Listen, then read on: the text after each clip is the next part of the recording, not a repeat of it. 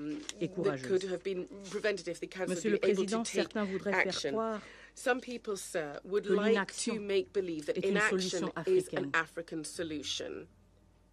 Nous sommes un pays africain We are sous an attaque. African country Mais under cette attaque attack. dépasse nos This frontières. attack Elle is est une going attaque beyond contre our le borders. It is multilatéralisme, an attack contre on les principes même des multilateralism, Nations Unies, on the very contre principles of the chacun de United nous. Nations, Laisser against cette crise each s'enliser and sous every one of prétexte us. qu'elle serait un problème africain, Allowing this crisis to continue, nécessitant une solution stating that africaine, it's an revient à African trahir problem that l'esprit de requires an African solidarité solution, internationale qui betrays the fonde cette spirit of organisation international solidarity et that was the l'esprit very de bedrock of our responsabilité de organisation sécurité and the spirit collective of a collective qui security justifie même votre responsibility présence that comme membre justifies your very presence as members of this Council.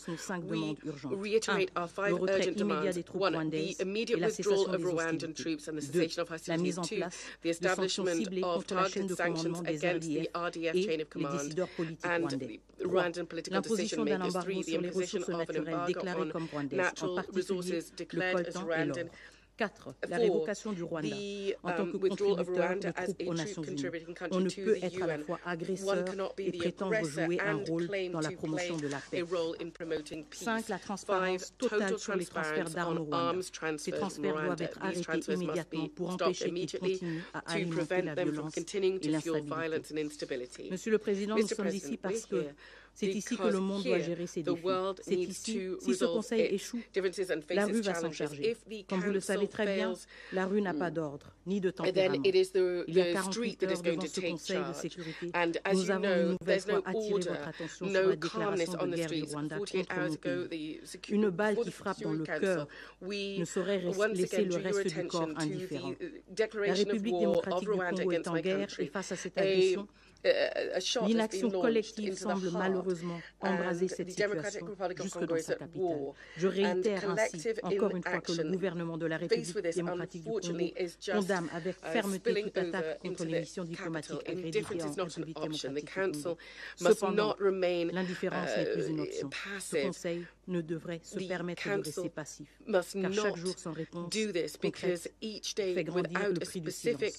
Le moment est venu pour ce Conseil de démontrer son courage et son engagement. L'histoire retiendra vos choix. Que cette Assemblée soit le rempart de la justice et de la dignité humaine. Je vous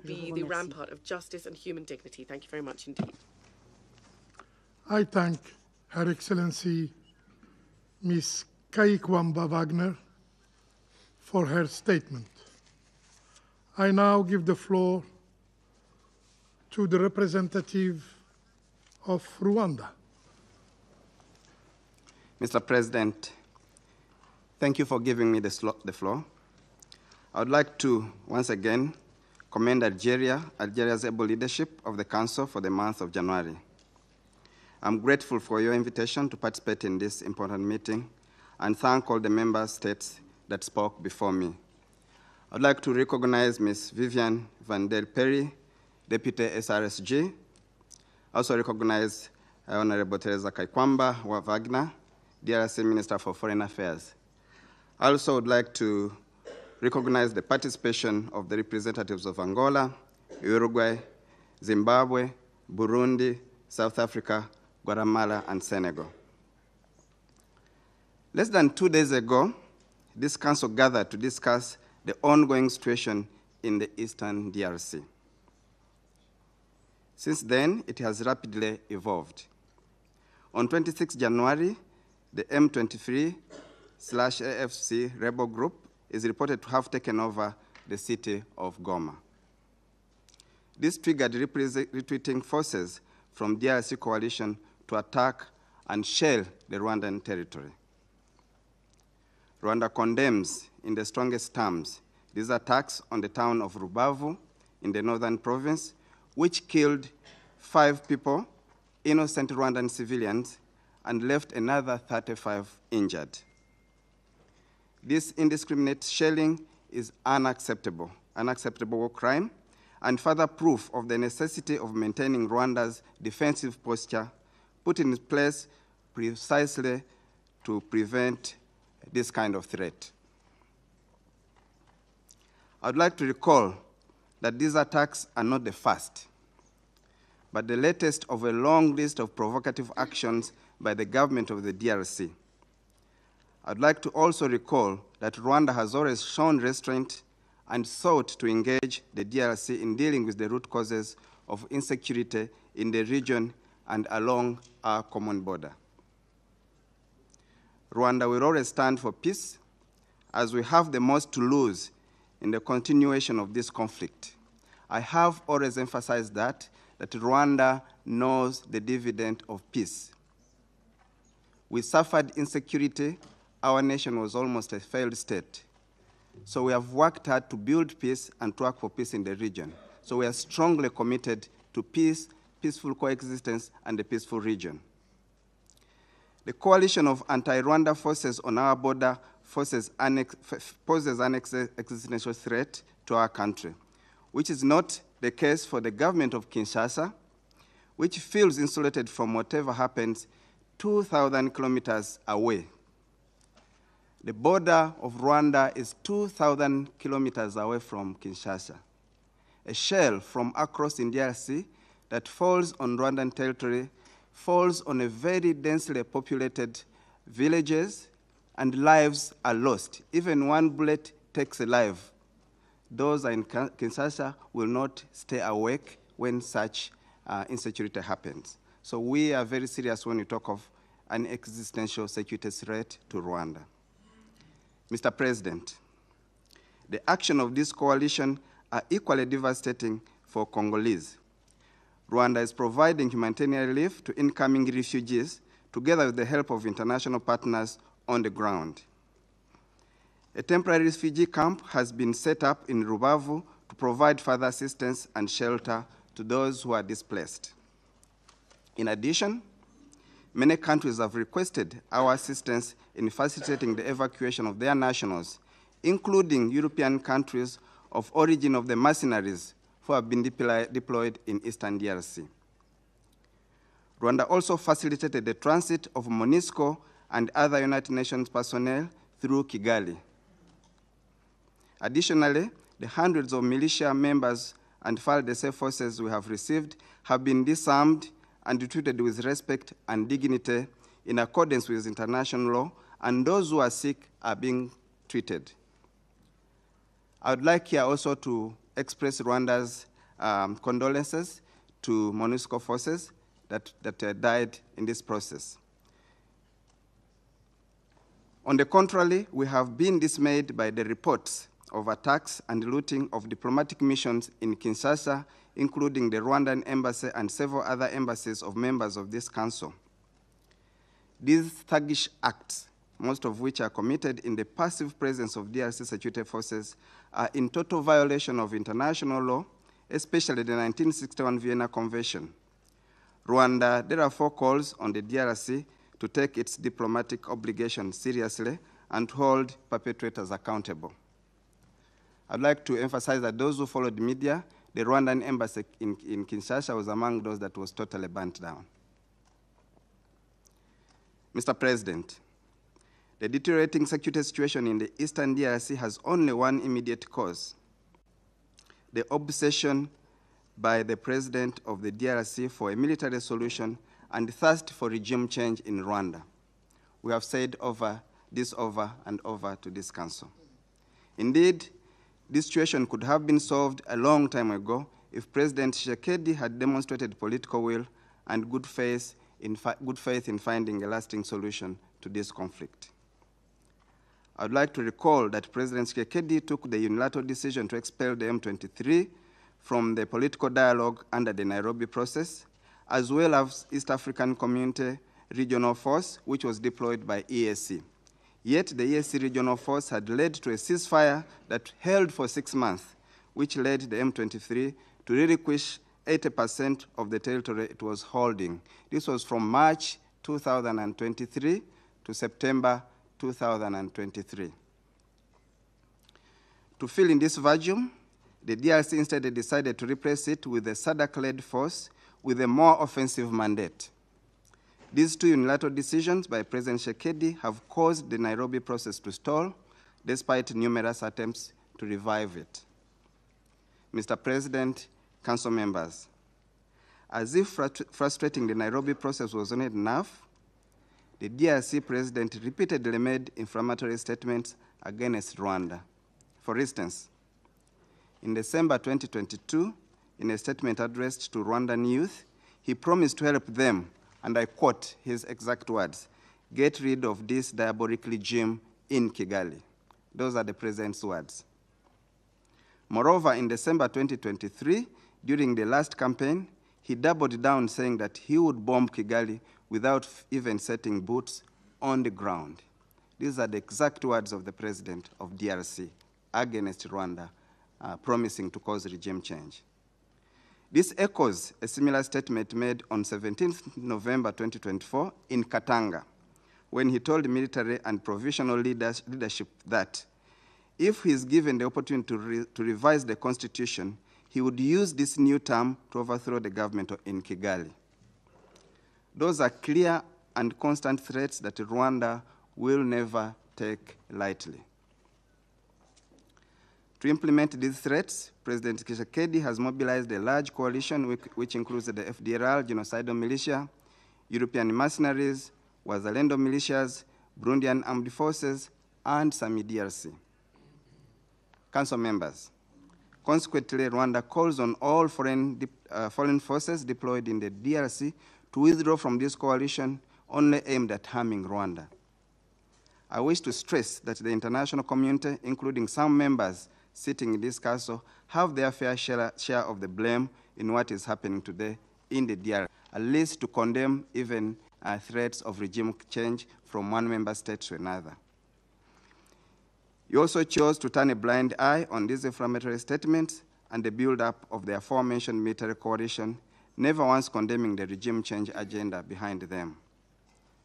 Mr. President, Council members, Rwanda remains committed to the Rwanda process, given important milestones that were achieved in the process that was led by President Lorenzo and Angola. And one of the milestones, the adoption of a concept of operations, the CONOPS, of the harmonized plan for the neutralization of the FDLR and lifting Rwanda's defensive forces, and a ceasefire that was agreed and was holding from August 2024. The remaining security issues between Rwanda and the DRC was the AFC M23 question. This question was therefore to be addressed. Unfortunately, in the ministerial meeting of 14th December, the DRC categorically refused any commitment of dialogue with the AFC M23. This then prevented a consensus on a draft peace agreement to be signed the following day by heads of state. Therefore, the only solution was to postpone the summit, as Rwanda is not interested in just a photo op. The heads of state were going to Angola for only one agenda item, to sign an agreement that should have been agreed. Mr. President, Rwanda deploys the intensification of hostilities between the Congolese coalition and the AFC/M23 since the breakdown of the summit. More worrying is the intense shelling by FDLR, FARDC, from densely populated areas, including IDP camps, towards other populated areas held by AFC and M23. In order to bring about peace in Eastern DRC, Rwanda calls on the following. 1, the full implementation of mainly the neutralization of FDLR, which will lead to the lifting of Rwanda's defensive measures. 2, beyond the CONOPS, Rwanda calls on the withdrawal of foreign troops, part of the Congolese coalition, and we call for European mercenaries to be repatriated and be held accountable. 3, Rwanda believes that MONUSCO can be useful in restoring peace in Eastern DRC by stopping its support to a national army with a regime change mandate, as well as its support to a UN-sanctioned genocidal force and European mercenaries. Rwanda also reiterates its position that it has no hostile intentions against MONUSCO, despite its total failure over the past 26 years. 4, Rwanda believes in the strict adherence to the ceasefire of August 4th, 2024 by all parties, which would allow for a favorable environment for direct dialogue between the DRC and the M23. In this regard, I want to inform you that His Excellency President Kagame spoke with his counterparts from South Africa, His Excellency President Ramaphosa, yesterday. This positive conversation, held in a cordial atmosphere, was productive as it supported the already agreed ceasefire and the resumption of political talks, including with the AFC and M23. I also wish to inform you that tomorrow there will be a virtual ESC summit convened by His Excellency President Ruto on this very question. Before I close, I would like to mention that the DRC government has just claimed that there are Rwandan forces that died in DRC. I want to say that this is categorically not correct. If it was correct, DRC would have provided evidence I don't think they have that evidence. If they have evidence of any Rwandan soldiers who have died on DRC soil, they should produce that evidence, which I'm sure, I know 100% sure, is not available because that's not true. In closing, Rwanda is committed to the pursuit of a political solution to the conflict.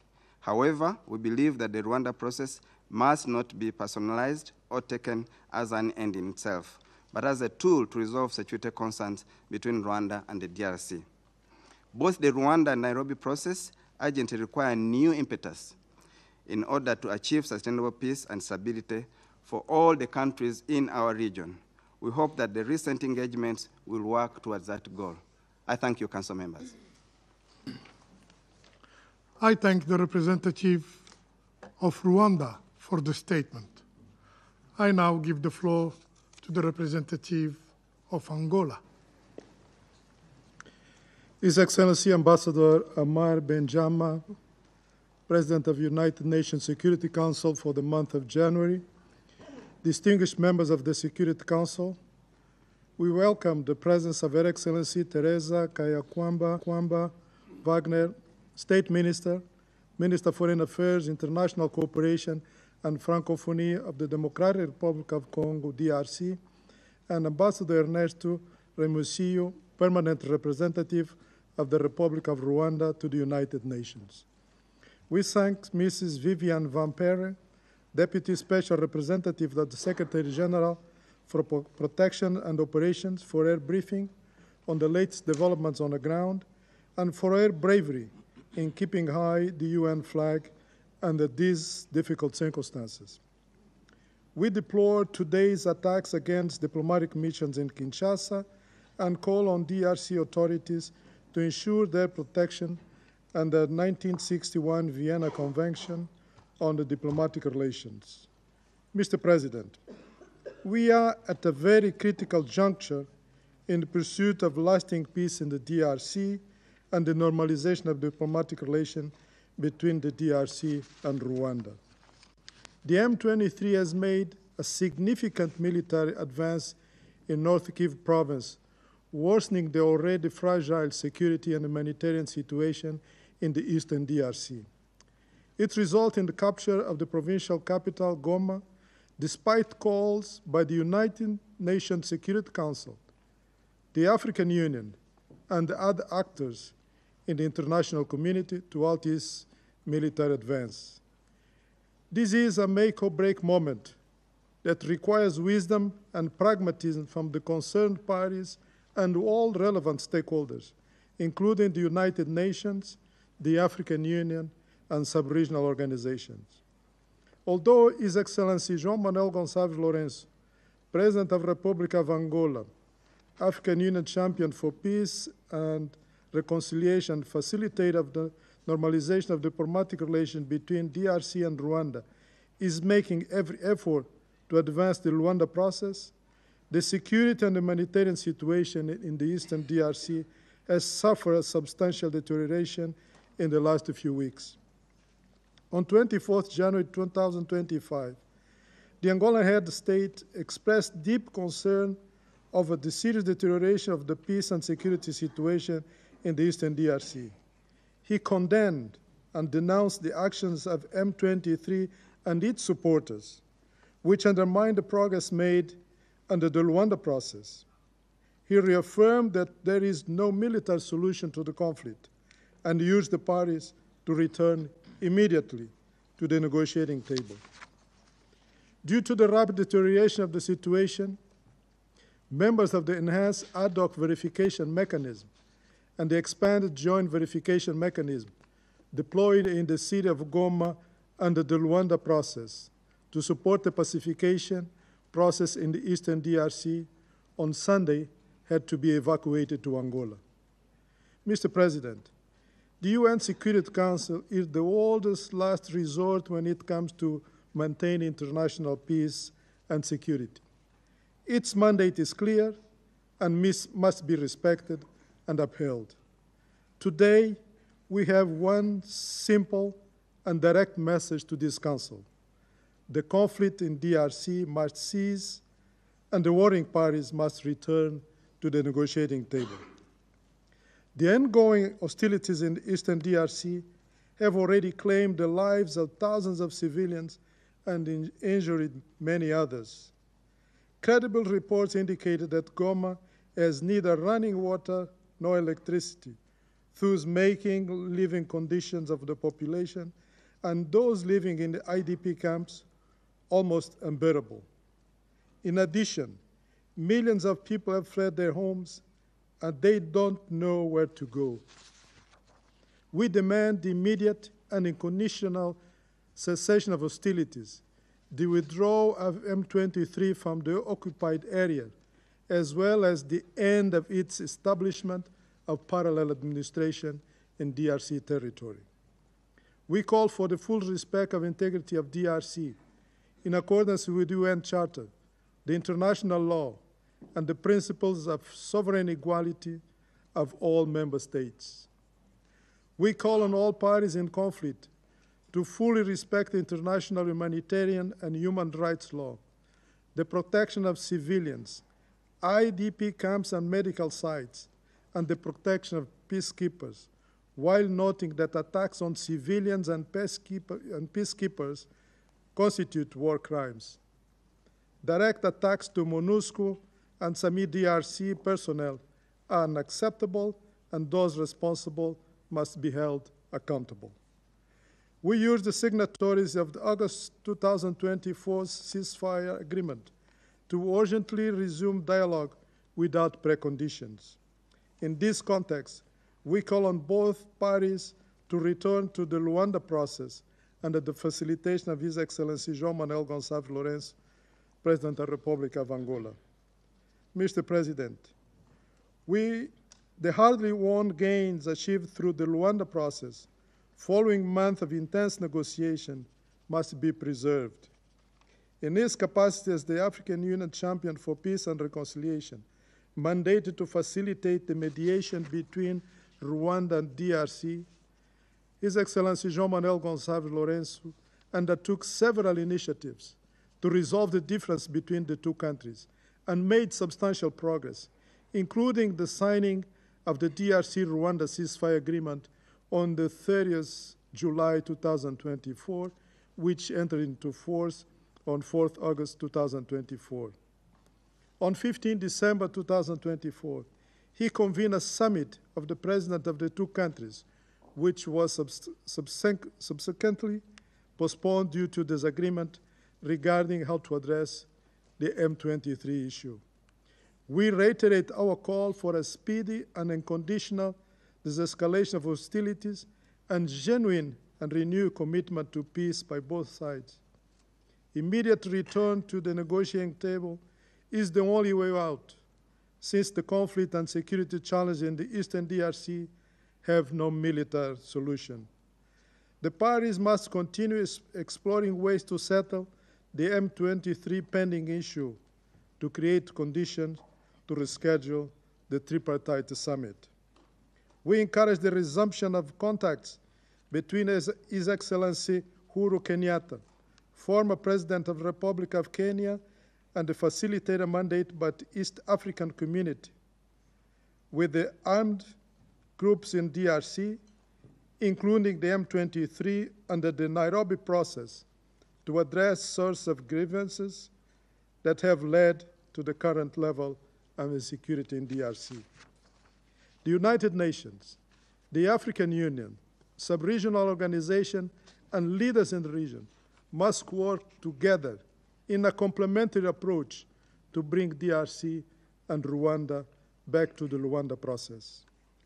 To conclude, Mr. President, we continue encouraging all parties to avoid any actions or rhetoric that can further escalate tensions, including provocative language and inflammatory public statements, which are counterproductive to the diplomatic efforts to achieve a lasting solution to this conflict that has prevailed for so long.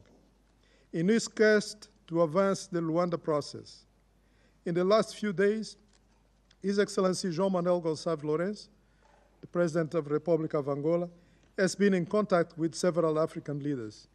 Today, he spoke with His Excellency Mohamed Ould Ghazouani, President of the Republic of Mauritania, and current President of the African Union, and His Excellency Teodoro Obiang Nguema Basogo, President of the Republic of Equatorial Guinea, and current President of Economic Community of Central Africa States, to which DRC and Rwanda are members. Angola reiterates the steadfast commitment of His Excellency João Manuel Gonçalves Lourenço to continue playing his role as the facilitator mandated by the African Union to assist the normalization of diplomatic relations between DRC and Rwanda to achieve peace and security in the Eastern DRC. I thank you. I thank the representative of Angola for their statement, and I now give the floor to the representative of Uruguay. Muchas gracias, señor presidente. Thank you, Mr. President. Agradecemos la información proporcionada por la señora Vivian van der Peer, representante especial adjunta para la protección y operaciones en la misión de estabilización de las Naciones Unidas y la República Democrática del Congo, así como la convocatoria de esta reunión informativa por parte de la presidencia.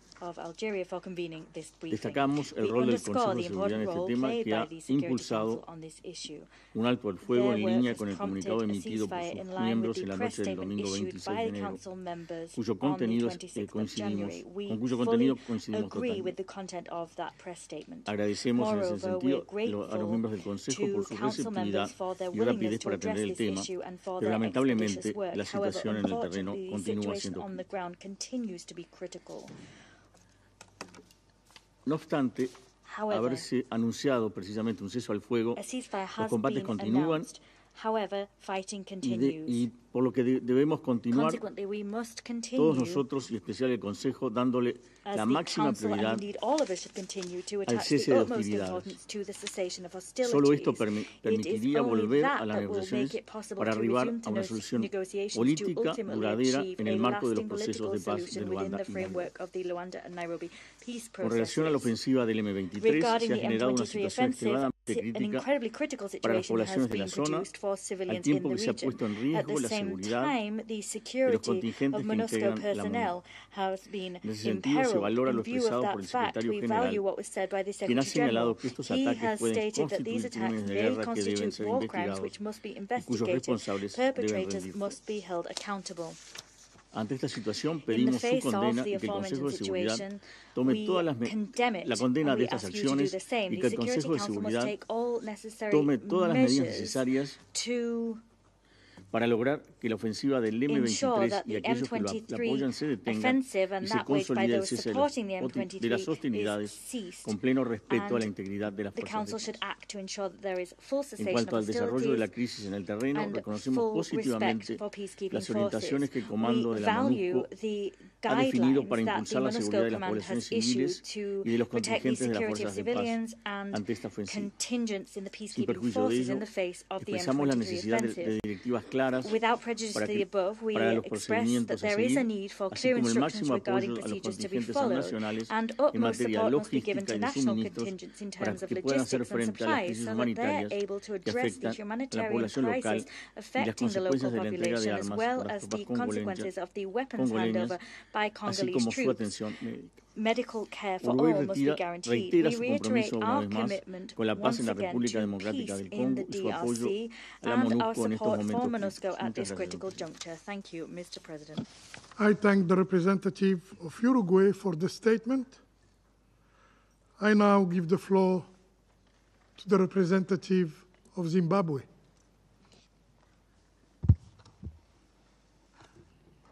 Thank you, Mr. President. On behalf of the Southern African Development Community, SADC, allow me to express our gratitude to you for convening this urgent meeting to address the escalating situation in the Democratic Republic of Congo. That we meet again on this issue following the session on Sunday, the 26th of January, underscores the gravity of the unfolding crisis. We welcome the briefing by Deputy Special Representative Vivian van der Peer, and we also recognize the presence of the Foreign Minister of the DRC, Her Excellency Therese Wagner. Mr. President, Zimbabwe, as does SADC, remains unwavering in its adherence to the principles enshrined in the United Nations Charter, particularly the peaceful settlement of disputes and the commitment to respecting the territorial integrity and political independence of states. These principles are more critical than ever as we confront the deepening crisis in the Eastern DRC, particularly in Goma. Mr. President, the chairman of SADC, His Excellency President Emerson Mnangagwa, issued a statement yesterday in which he conveyed his profound concern over the deteriorating security and humanitarian conditions in the Eastern DRC, brought about by offensive operations of the M23 rebel group and its allies. He condemns unequivocally the cowardly attacks on the UN and SADC peacekeepers, some of whom have paid the ultimate price in the pursuit of peace. On behalf of SADC, President Mnangagwa extended heartfelt condolences to the families of the fallen peacekeepers and wished them, those injured, a speedy and full recovery. Mr. President, the persistent instability in the Eastern DRC, exacerbated by the actions of the M23 rebel group, represents a grave threat to peace and security in the region. The occupation of Goma and other areas by armed groups undermines the sovereignty of the DRC and the stability of the Great Lakes region as a whole. We commend all efforts deployed at the local, regional, and international levels in addressing this crisis. However, we stress that sustainable peace can only be achieved through dialogue, strengthened governance, and robust international support.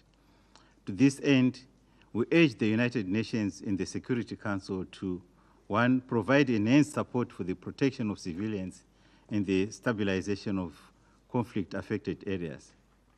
2, ensure accountability for violations of international humanitarian law and human rights, including the attacks on peacekeepers and civilians. 3, address the root causes of the conflict, including the illicit exploitation of natural resources, which continues to fuel instability. 4, facilitate the movement of humanitarian assistance. Mr. President, as SADC chair, Zimbabwe reaffirms its commitment to collaborating with the African Union, the United Nations, and all stakeholders to achieve lasting peace in the DRC. The current crisis highlights the urgent need to reform the international peace and security architecture, including the Security Council, to better respond to the unique challenges facing Africa. Moreover, we reiterate the importance of eliminating the illicit trade in small arms and light weapons, which perpetuates instability across the continent. Mr. President, in conclusion, SADC stands in full solidarity with the people and government of the Democratic Republic of Congo. We call on all stakeholders to act decisively to prevent further escalation, safeguard lives, and restore peace and stability. This is a moment for collective action, a moment to demonstrate our shared commitment to unity, peace, and sustainable development. Zimbabwe and SADC stand ready to contribute meaningfully to these efforts, and we look forward to working with our partners to forge a peaceful and prosperous future for the DRC, the SADC region, and beyond. To that end, the President of the Republic of Zimbabwe and current chairperson of SADC has called for an extraordinary summit scheduled for the 30th of January 2025 to discuss this matter. I thank you, Mr. President. I thank the representative of Zimbabwe for the statement. I now give the floor to the representative of Burundi. Merci beaucoup, Monsieur le Président. Thank you very much, Mr. President. Monsieur le Président, Mr. President, ma délégation se my réjouit de delegation participer une nouvelle fois à ce briefing sur la détérioration de la situation sécuritaire en République démocratique du Congo, marquée par les récents développements dans la ville de Goma. Elle félicite la présidence algérienne du Conseil pour avoir convoqué cette réunion dans un délai aussi court. Je salue la présence de son Excellence Madame la ministre des Affaires étrangères de la RDC, son Excellence Thérèse Kaikwamba Wagner, plénière et me réjouis du briefing fait par Mme Viviane Van de Peer, représentante spéciale adjointe chargée de la protection des opérations à la MONUSCO. Avant d'entamer mon propos, le gouvernement du Burundi présente ses condoléances aux soldats qui ont perdu leur vie durant les récents affrontements durant les 48 dernières heures. Monsieur le Président, pour la deuxième fois, en l'espace de 48 heures, nous sommes réunis pour constater avec une grande amertume que la situation à l'est de la RDC s'est gravement dégradée. Le moment est venu pour que les paroles cèdent la place à des actes concrets. Comme nous l'avons affirmé il y a 2 jours, le Burundi soutient fermement le respect de la coexistence pacifique entre les nations et rejette catégoriquement les guerres par procuration. Monsieur le Président, depuis près de 3 décennies, l'Est de la RDC est devenu le théâtre de massacres insoutenables, de conflits armés d'une rare violence alimentée par des intérêts étrangers exacerbant les tensions locales et sapant les efforts de paix. Chaque jour, des violations graves des droits humains sont observées et les victimes se comptent désormais en millions. Les récents développements à Goma témoignent d'un potentiel embravement régional. Si aucune action concrète n'est prise aujourd'hui pour condamner les responsables et bloquer leurs actions, nous risquons de devenir les témoins d'une catastrophe et l'histoire nous tiendra directement responsables. À ce jour, le Burundi se félicite des accords bilatéraux avec la RDC en matière de coopération militaire pour la sécurité des frontières communes. Et si je me permets de placer une petite parenthèse, le Burundi ne fait pas partie d'une quelconque coalition. Monsieur le Président, depuis des années, les Nations Unies, à travers le travail inestimable du groupe d'experts de la RDC, ont documenté avec précision les dynamiques de ce conflit. Des rapports multiples ont été présentés dans cette salle, soulignant l'implication d'acteurs extérieurs connus pour soutenir les groupes armés locaux, les violations flagrantes des droits de l'homme et le pillage systématique des ressources naturelles de la RDC. Combien de rapports supplémentaires faut-il avant que la communauté internationale et en particulier le Conseil de sécurité prenne ses responsabilités? Il y a 48 heures, au cours de notre intervention, nous nous sommes interrogés sur le silence assourdissant du Conseil de sécurité alors que des milliers de vies sont tragiquement perdues chaque jour. Où est la communauté internationale? Où est le Conseil de sécurité qui se montre si actif dans d'autres conflits? Devons-nous interpréter ce silence comme une sensibilité sélective? Comme l'a dit une fois Martin Luther King Jr., à la fin, nous nous souviendrons non pas des mots de nos ennemis, mais des silences de nos amis. Ne soyons pas les amis silencieux. Soyons du côté de la Charte des Nations Unies pour sauver l'ordre institué à San Francisco en juin 1945. Monsieur le Président, ce conflit dure depuis des décennies et pourtant aucune résolution n'a condamné le Rwanda, auteur de violations flagrantes des principes de la souveraineté nationale et de l'intégrité territoriale de la RDC. Le Rwanda ne nie même pas sa présence sur le terrain ni son soutien au M23, comme l'ont souligné plus des 3/4 des membres du Conseil lors de la dernière réunion. L'intégrité du territoire de la RDC ne peut être compromise et les incursions armées, les ingérences étrangères, le pillage systématique de ses ressources naturelles et les violations répétées de ses frontières doivent cesser immédiatement.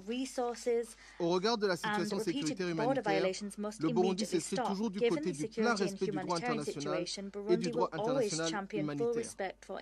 À cet effet, le Burundi condamne les violations flagrantes du droit international et du droit international humanitaire, appelle à une cessation immédiate des hostilités à l'est de la RDC, à garantir que ce territoire ne devienne plus un terrain de confrontation indirecte entre acteurs régionaux et internationaux. Soutient les efforts des processus de Luanda et de Nairobi en exigeant le respect des engagements pris par toutes les parties. Exige le retrait des forces rwandaises de la RDC et réitère son attachement au respect de la souveraineté de la République démocratique du Congo, son intégrité territoriale, son indépendance politique et son droit à se défendre contre toute agression extérieure. Recommande de poursuivre les soutiens aux populations civiles et déplacées de guerre afin de subvenir à leurs besoins de base avec une attention particulière aux femmes et aux enfants. Pour conclure, et comme nous l'avons déjà exprimé, le Conseil de sécurité devrait être attentif aux revendications légitimes du peuple et du gouvernement congolais. Je vous remercie. I thank the representative of Burundi for the statement. I now give the floor to the representative of South Africa.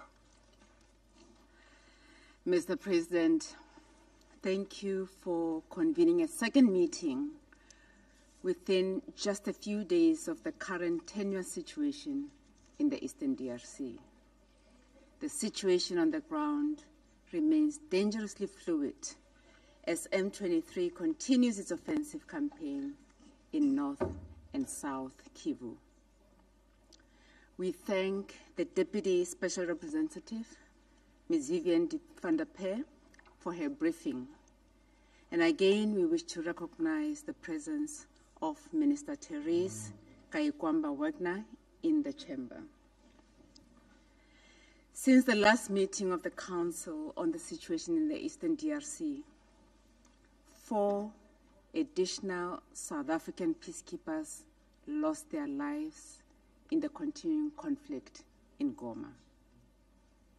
On 27th January 2025, M23 launched several mortar bombs aimed at Goma Airport, which landed in the base of the South African troops, killing 3 soldiers and injuring some troops. A 4th soldier, as Minister said earlier, succumbed to his injuries sustained during the weekend attacks. This illustrates that the M23 is well-resourced and would have acquired such resources through means that are against the sanctions imposed by this Council.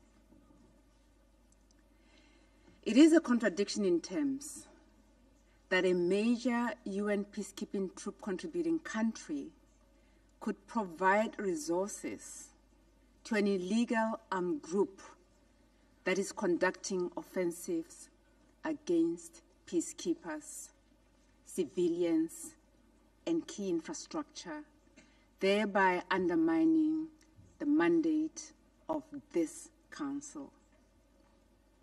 That must be addressed with utmost urgency. As we stated at the last meeting of the Council a few days ago, the future of UN peacekeeping and its credibility is at stake if we are to tolerate such violations without any ramifications. The Security Council must speak with one voice and act in unison to stop the carnage unfolding in the Eastern DRC. Unfortunately, a press statement of the Security Council, while sending an important political message, has proven to be insufficient in the current situation. Consequently, South Africa would like to highlight the following issues. Firstly, the UN needs to, as a matter of urgency, provide additional support to MONUSCO in order to reinforce operational positions. This is to ensure that MONUSCO can fulfill its primary mandate to protect civilians. This support will also assist to ensure that no further peacekeepers' lives are lost. Similarly, a stronger consideration must be made to bolster the support that MONUSCO provides to the South African Development Community Mission in the DRC, SAMI-DRC. Both missions, have the primary responsibility of protecting civilians and key civilian infrastructure. They are instrumental as long as armed groups remain active in the Eastern DRC. Secondly, we remain concerned about the worsening humanitarian situation with millions of people in need of humanitarian assistance. There is a need to ensure that appropriate conditions are created for humanitarian aid to reach people in need across Eastern DRC. All parties to the conflict must uphold international humanitarian law and human rights law. Thirdly, we reiterate our call for the resumption of negotiations under the Luanda process. South Africa's President Cyril Ramaphosa held a telephone call with President Kagame of Rwanda yesterday to discuss recent developments in the Eastern DRC and the escalation in fighting that has resulted in the deaths of many peacekeepers, including South Africans. The two heads of states agreed on the urgent need for a ceasefire and the resumption of the talks by all parties to the conflict. Accordingly, South Africa recognizes the significant strides made by President João Manuel Gonçalves Lourenço of Angola in facilitating peaceful resolution of the tensions between the DRC and Rwanda. We urge parties to recommit to these talks and address all outstanding issues amicably to allow the region to return to peace and the restoration of the political rapprochement and good neighborliness. This includes both sides addressing their relations with illegal armed groups and the withdrawal of the Rwanda Defense Forces from the DRC. We thus look forward to the much-anticipated East African Community Extraordinary Summit likely to take place in the coming days, with the participation of both President Tshisekedi and President Kagame. Lastly, the Council needs to underline the importance of preventative measures to avoid the recurrence of the cyclical conflict in the Eastern DRC. It is well known that the genesis of this conflict is primarily the illegal exploitation of the Congolese natural resources. International and regional efforts, including those initiated by the International Conference on the Great Lakes region to address the problem of the resource curse in the region, must be operationalized and supported. As I conclude, Mr. President, I wish to remind Council members that South Africa has suffered many casualties in this conflict. The reason we never hesitate in supporting peace efforts, even at excessive cost, is because we are a product of international solidarity at whose center was the United Nations. Therefore, the ultimate sacrifice of South African peacekeepers in the promoting peace and security in the Great Lakes region should not be in vain. Our plea is for this Council to always protect those who value, safeguard, and execute the mandates adopted in this chamber, and also hold into account those who violate the decisions of this very Council. Failure to do so can only undermine the credibility of and delegitimize the authority of this Council and the United Nations as a whole. We trust that all members of this Council and the international community can support measures towards establishing a ceasefire, encouraging dialogue, and promoting efforts towards peace and stability in the whole country and the Eastern DRC in particular. Thank you. I thank the representative of South Africa for this statement. I now give the floor to the representative of Guatemala. Señor Presidente del Consejo de Seguridad, miembros de este Consejo, señora Ministra de Relaciones Exteriores, Cooperación Internacional y Francofonía de la República Democrática del Congo, Thérèse Kayikwamba Wagner, dada la urgencia de la situación en la República Democrática del Congo y su desarrollo, agradecemos la convocatoria de la reunión urgente del pasado 26 de enero y nuevamente el día de hoy. Agradecemos también la información recibida de la señora Viviane Van de Peer, representante especial adjunta para protección y operaciones de la MONUSCO, así como los esfuerzos por mantener informados oportunamente a los países contribuyentes de tropas. Señor Presidente, el Gobierno de Guatemala desea manifestar su gran preocupación por el agravamiento de las hostilidades en el este de la República Democrática del Congo. Condenamos en los términos más enérgicos la ofensiva lanzada por el Movimiento 23 de marzo de las últimas semanas, su expansión a Kivu del Norte y la toma de la ciudad de Goma. Esta situación tiene un efecto devastador para la población civil, que al momento ha generado el desplazamiento de cerca de 3 millones de personas solo en Kivu del Norte.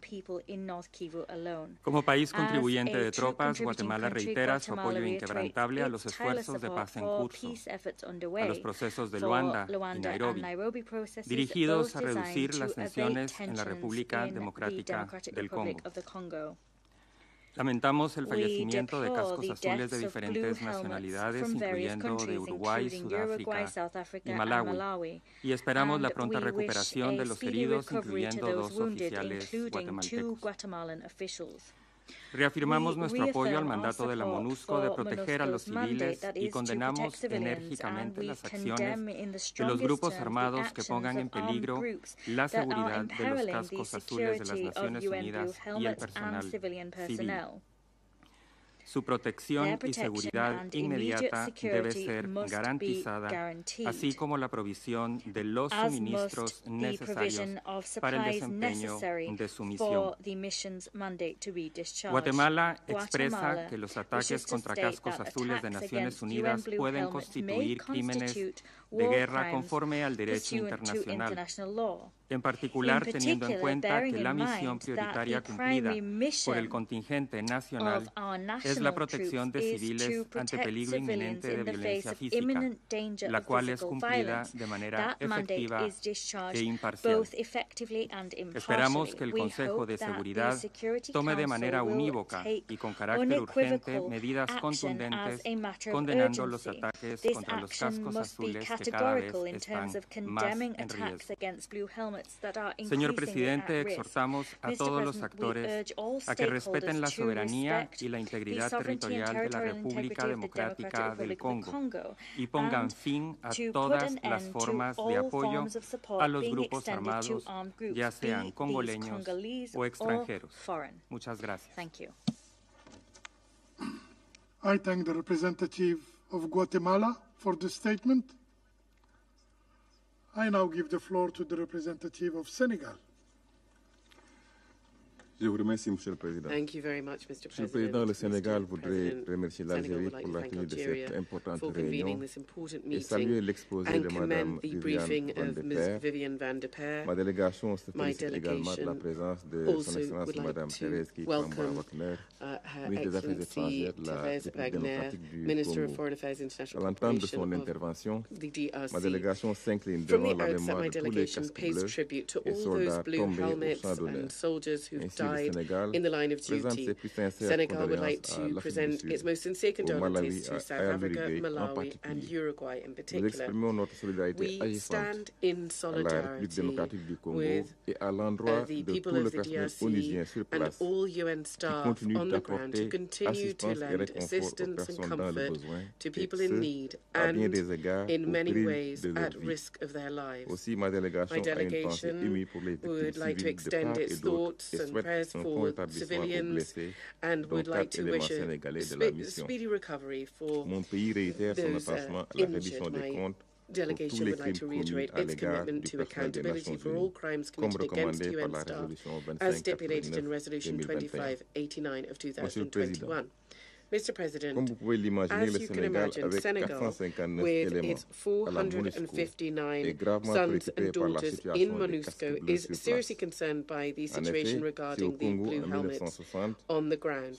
In Congo, indeed in August 1960, just 4 months after it acceded to its independence, Senegal engaged in the UN operation in Congo, so my country has remained actively engaged in UN efforts to bring peace to the region.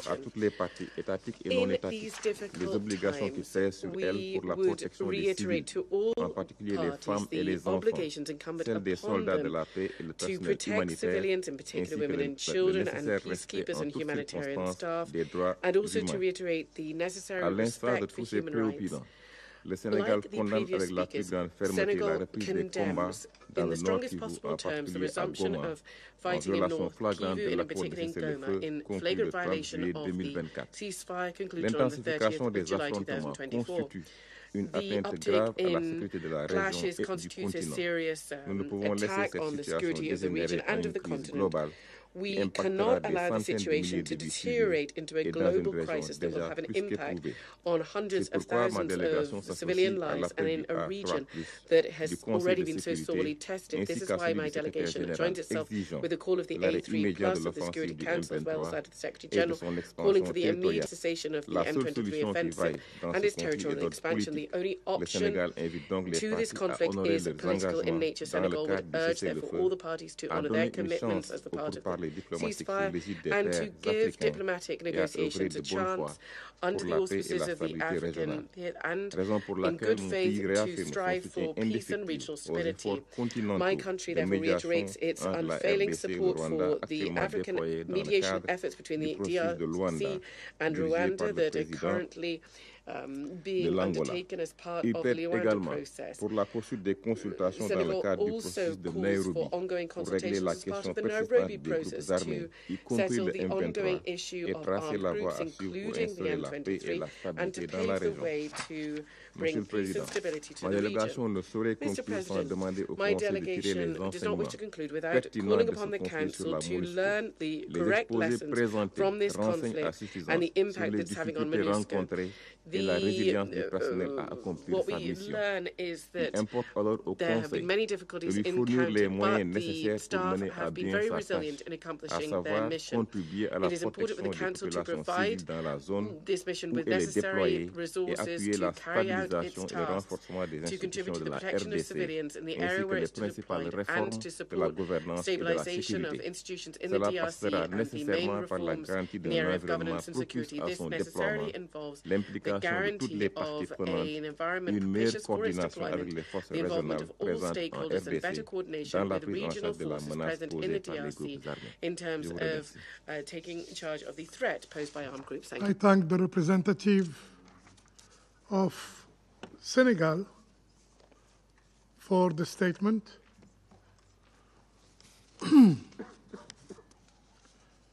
Her Excellency, Ms. Thérèse Kaikwamba Wagner, State Minister, Minister of Foreign Affairs, International Cooperation and Francophonie of the Democratic Republic of the Congo, has asked for the floor to make a further statement. I give her the floor. Mr. President, thank you for the floor. Members of the Council, first of all, I would like to note that for the first time in our meetings, Rwanda did extend condolences for the fallen peacekeepers. However, I would like to rectify something. The peacekeepers did not die in a process. The peacekeepers were killed. Second of all, SADC forces deployment through SAMI DRC were not deployed unilaterally by the DRC, but rather with a mandate from the AU, an organization Rwanda is a part of, even if its behavior in the DRC clearly flaunts its principles. Third, the M23 excluded itself from the Nairobi process by renewing attacks against the FARDC. The government of the DRC has nonetheless expressed its willingness to re-include the M23 in the Nairobi process. We reject Rwanda's obsession and attempts to elevate the M23 to the level of an interlocutor deemed fit to sit at the same table as a legitimate government. 30 years down the line, we have never stooped to the level of expecting and demanding from Rwanda to talk to its brothers and sisters, the FDLR, who are still in our country. We have not stooped to that level. Fourth, on regime change, we will remind the Rwandan delegation that the M23 and the AFC has repeatedly expressed its intent to march in Kinshasa, the very M23 Rwanda forces are backing right now. There is a subtlety that should not go amiss between words and actions. Rwanda's actions, side by side with the M23, are actions seeking to overthrow a legitimately established government. On the Luanda and Nairobi processes, we will remind the Rwandan representative that the DRC never left the negotiating table. It was Rwanda that did not show up on the 15th. It was Rwanda that did not come when President Lorenzo invited us. And President Kenyatta was also present. President Tshisekedi honored his commitment. In the past weeks, we have seen efforts, calls from this council, from our partners, from our friends, urging us all to renew our efforts within the Luanda process. The DRC never left the table. It is up to Rwanda to come back to the table.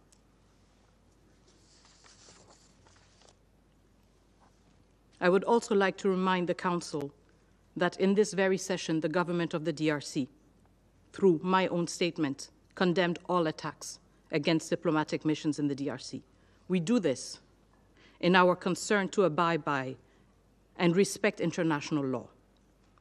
However, we have yet to hear Rwanda explain to us what its efforts have been to abide by international law and to respond to the violations it has been found guilty of in the DRC. Violations of the Charter, violations of international humanitarian law, violations of international human rights law. Members of the Council, I would like to close with what has brought us back here in less than 48 hours.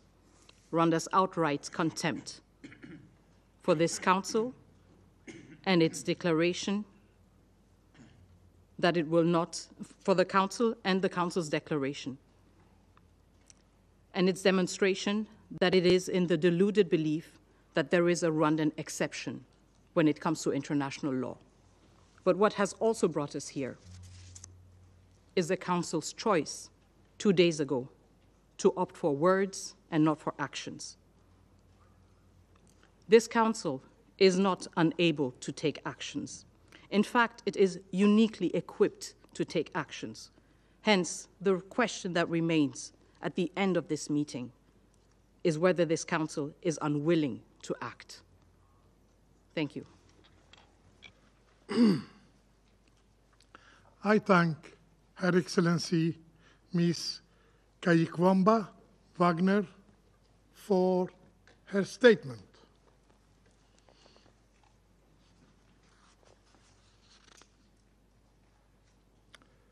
There are no more names inscribed on the list of speakers.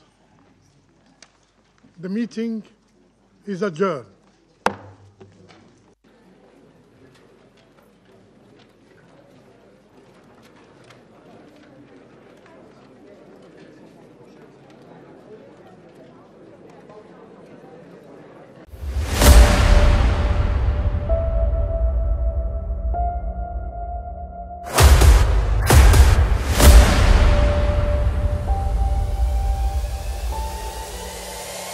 This is the journey to One Africa.